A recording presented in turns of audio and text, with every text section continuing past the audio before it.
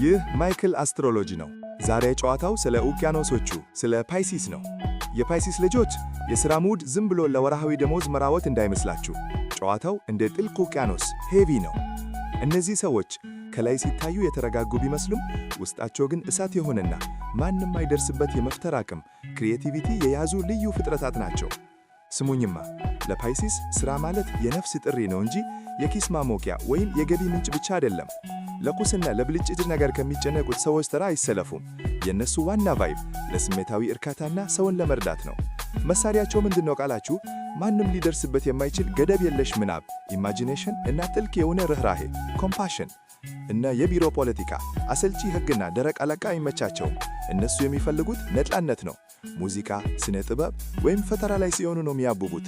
በተለይ እንደ አርቲስት፣ ደራሲ፣ ሳይኮሎጂስት ወይም በሕክምናው ዓለም ውስጥ ገብተው የሰውን ሕመም ሲፈውሱ ስኬታቸው ወደር የለውም።